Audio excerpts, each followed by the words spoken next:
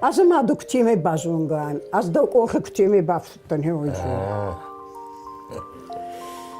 Takar basazan начнут. Но раз сюда мазардом это сюда. Ваханду вот цахцашти балатты. Красивая была она очень. Это моя жизнь, это мои родители, это моя любовь. Мне сестра все время говорит: Диана, я здесь, ты там, за меня и за себя. С родителями. Я говорю: Рита, говорю, не переживай, все у нас хорошо.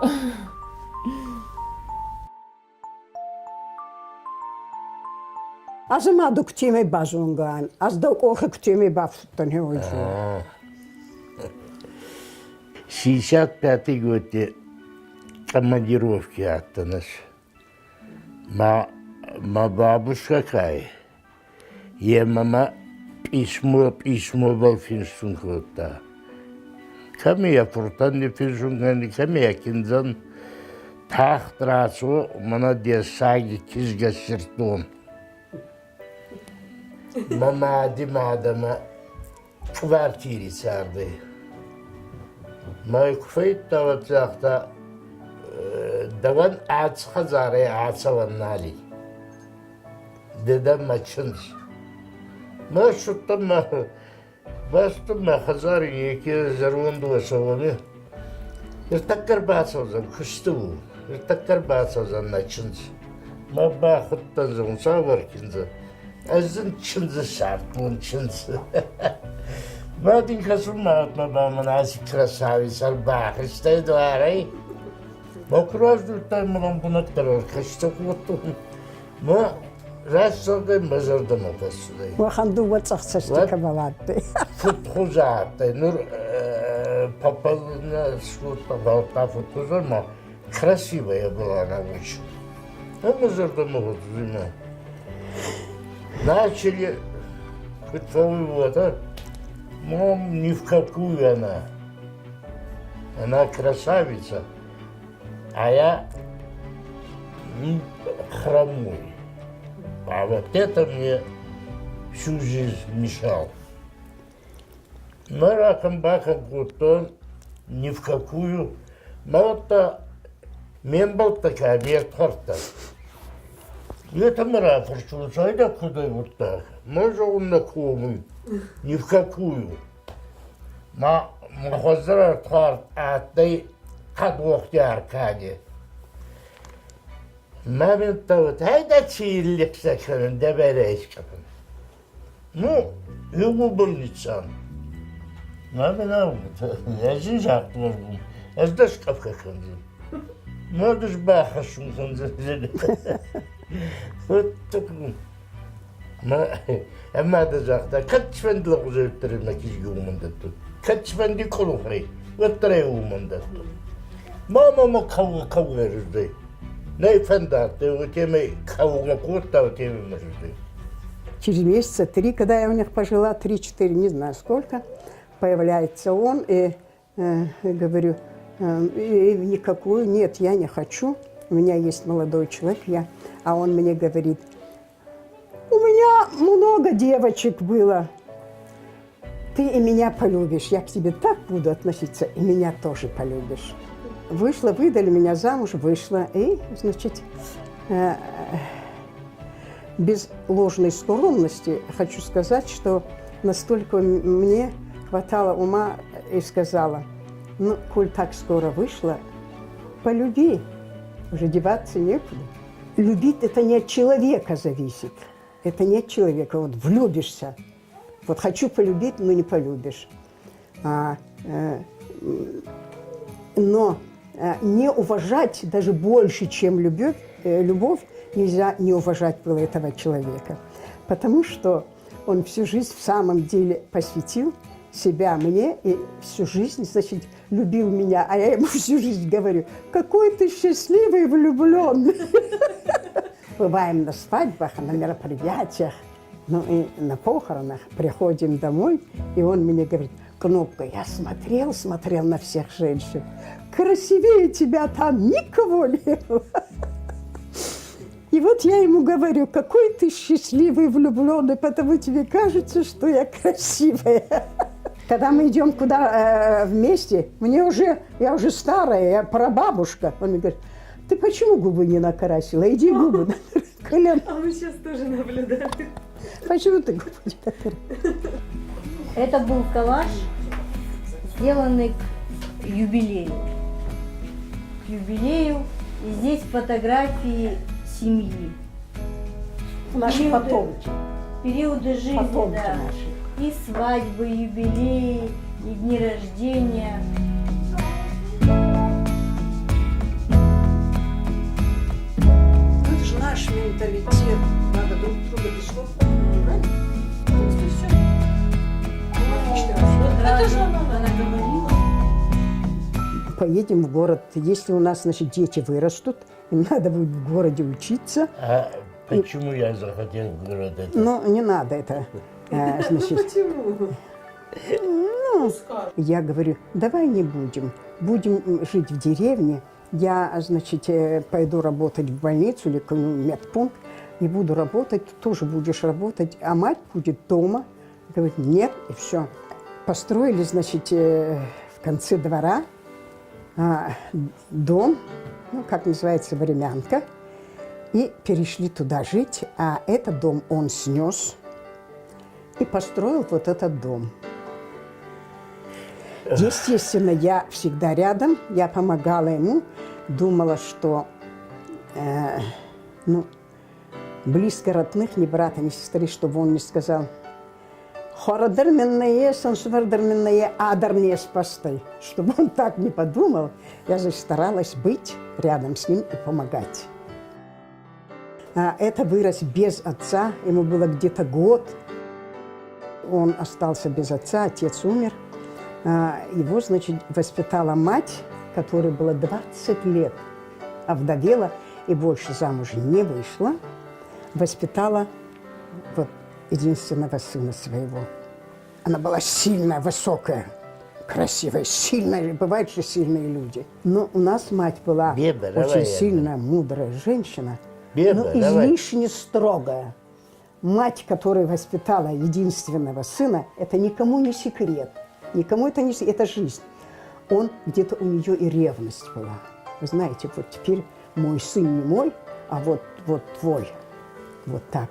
Говорю, мать, нет, я не забрала у тебя сына. Это твой сын.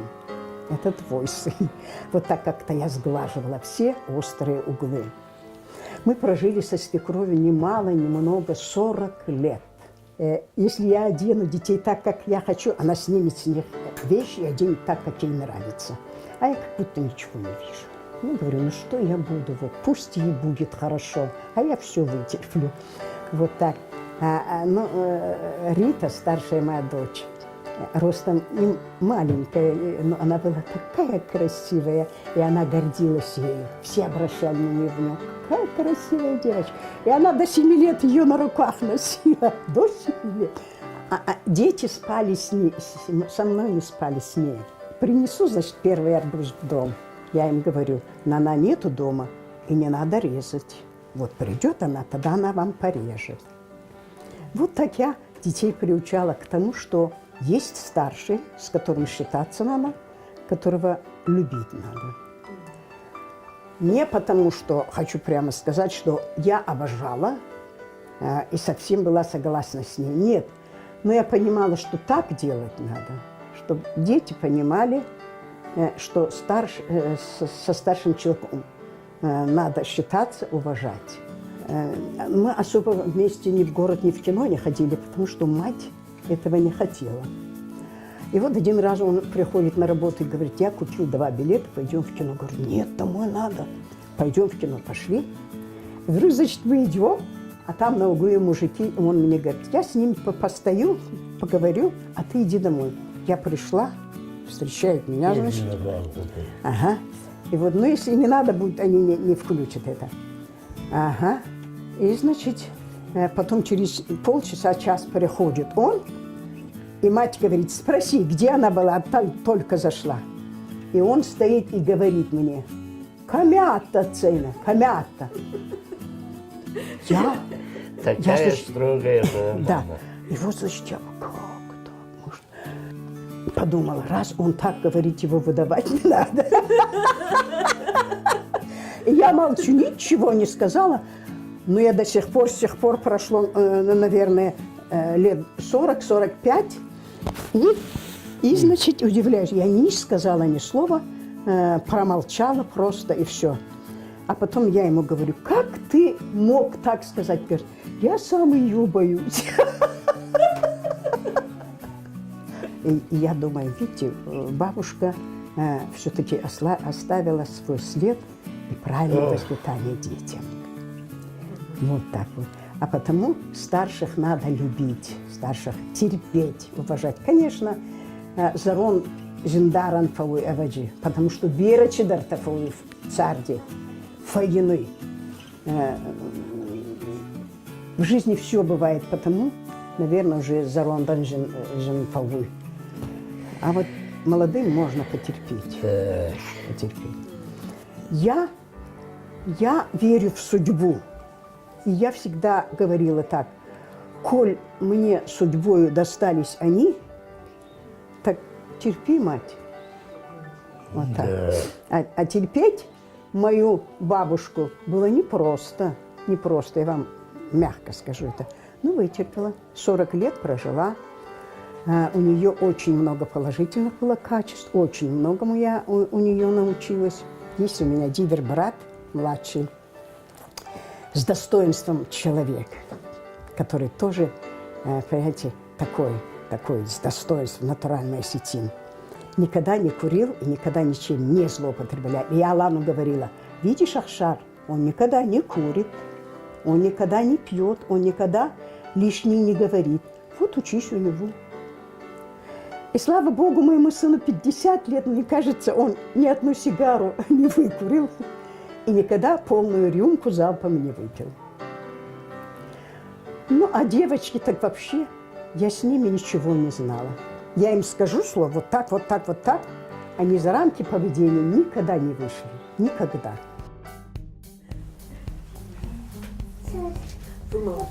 А это, Белочка, стимул нашей жизни. А это всех перекрыло. Всех перекрыло. Это вот такое счастье, понимаете, вот это счастье заставляет людей быть молодыми. Вот это называется счастье. Тошечка, посмотри, Тошечка. А будущая звезда вообще сосуд. Да. Мои дети должны быть с высшим образованием. Все. У меня самого нету высшего образования, а дети мои должны. Но старшая дочь поступила в университет. И, значит, на последнем курсе, по-моему, было, вышла замуж за военного, за Зангиева. Он окончил военное училище, и их отправили в Иркутск. И вот 30 с лишним лет живут там. Вот это... ага. Потом, значит, когда мой сын Алан закончил 11 классов, поступил, значит, без всякого Якова. Я даже не знала, где сельхозинститут, где что. Сам поступил в институт. В этом в институте он закончил 2 факультета. Потом, значит, Диана поступила тоже в университет. Закончила университет, потом поступила на юрфак. И, между прочим, Алан тоже закончил 3-й институт, юрфак, и Диана тоже. Ну, Алан судья, Диана работает помощником судьи Ленинского районного суда. Вот так мы воспитали детей. А вот это моя внучка Зарина, внучка моя, родилась, значит, в Иркутской области, в тайге военной, дочь военного. И, значит,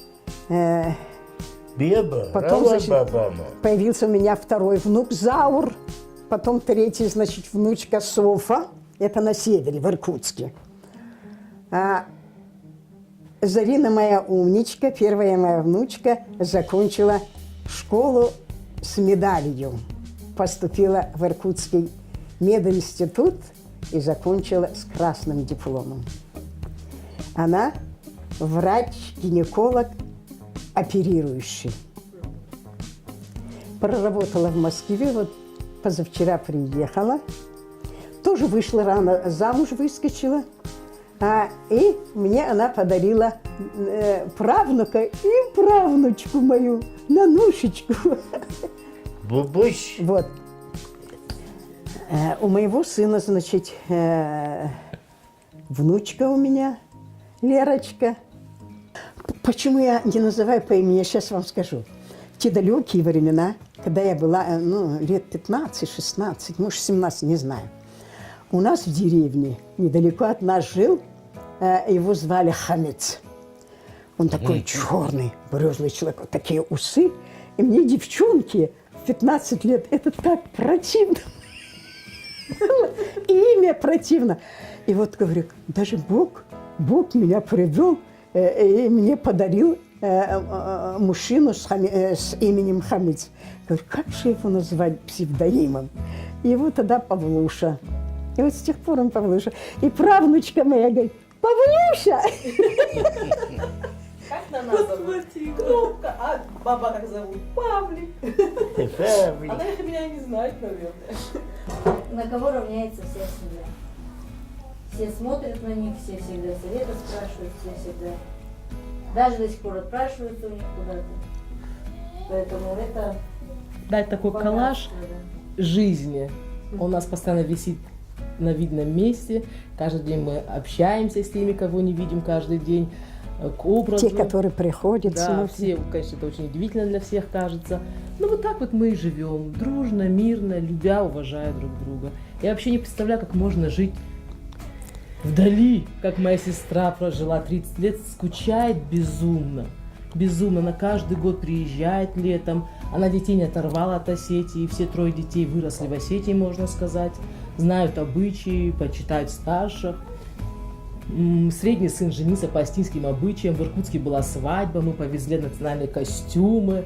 В общем, все это было так торжественно, все было с мудыкушем, с 3 пирогами. Русские очень были приятно удивлены почитанию старших, как это в Осетии. Ну, то бишь, это лицо осетин, да, в Иркутске, это семья.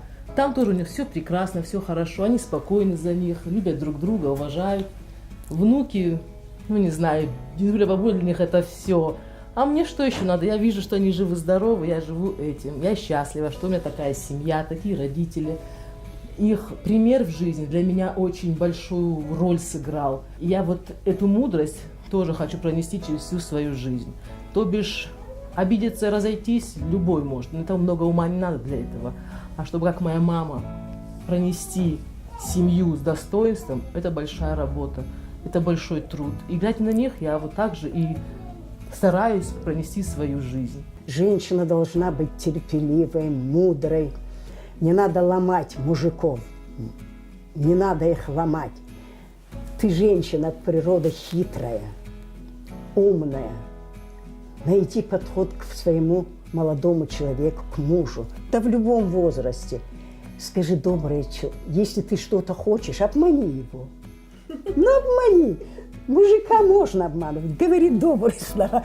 Приголуби, и он сделает так, как ты хочешь. Но не так. Какой недоверчивый. Ну, не так надо. Ага, я сказала, так будет. Не так надо делать в жизни.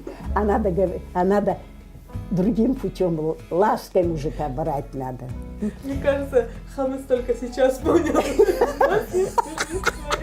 Я давно понял. Да. Вот любой мужчина можно, значит, вот направить туда, куда ты, женщина, хочешь. Но не так вот, как женщина. Вот, не надо мужика ломать. Не надо. Вы можете сказать, что все-таки он добился своего, и вы любите его? Не любить такого человека нельзя, абсолютно добрый. А трудоголик – это что там? Любил семью. Если бы можно было все 24 часа работать, он бы все 24 часа работал. Трудяга. Я никогда, когда женщины говорят, о, на лакхазаре не карант не сделан, дар на жену нечего. Я никогда не нуждалась и не понимала, чтобы у меня в доме какой-то беспорядок. Все, он все, здесь электричество сам, и канализацию, и устанавливал все, сантехнику, все сам своими руками. Вот. И огромное уважение к этому человеку. Я хочу сказать, что еще раз хочу подчеркнуть, что жизнь прожить, не поле перейти, в жизни все бывает. Вы думаете, что все розово и гладко было? Нет. Мы и ругались, мы и мирились, все. Надо учиться на чужих ошибках. Вот со мной, значит, работала моя родственница в санэпидстанции. Она была разведенная, воспитывала дочь, и она мне говорит: Нина, никто меня не выгонял. А вот, говорит, я разозлилась, вот что-то не шло, мы поругались, я забрала свою дочь и ушла. Знаешь, до сих пор я об этом жалею. Никто меня не выгонял. Почему я ушла? Жалею. И вот я подумала так. Вдруг я тоже вот так поступлю, а потом пройдет время и пожалею. Так потерплю, вытерплю все. Ну, вот так вот. Ну, а теперь пришла такая старость пришла. Все нас балуют. И дети. Так понимают, чтобы наперекор что-то было сказано, чтобы когда-то обидели. Я этого в самом деле не помню. А внуки это вообще. А правнуки так... Правнучка, это моя. Это радость жизни. Все балуют нас, все уважают нас, все любят нас. 53 года. Это, мне кажется, что длинный путь все-таки жизни, в которой было все. Это назидание молодым, в которой было все. И материальная нехватка. Строишься, как в те времена, когда купить просто так ничего нельзя было купить. Построили дом, крыша не накрыта. Шифера нету, не можем купить, нигде нет. И вот когда дождь идет, а я плачу. Говорю: Господи, идет, мы построили, теперь крыша не накрыта, и дом вот так вот, вот так. Вот было тяжело. 3 детей, бабуля. Ну, все с честью перенесли, не умерли, работали, трудились. Вот так, значит, и дом построили, и детей вырастили. Все мечты не могут исполняться, правильно? Но в основном жизнь удалась. Я так думаю. Самое главное у родителей, когда дети положительные, когда они живы, здоровы, и когда они любят и уважают тебя, вот это вот потом, значит, все, что было, допустим, в жизни, трудности, неприятности, все это забывается. Потому что вот старость, и тебя все любят, и тебя все уважают, о тебе заботятся. Ну вот как можно? Да, жизнь удалась, мы счастливые старики. Очень даже.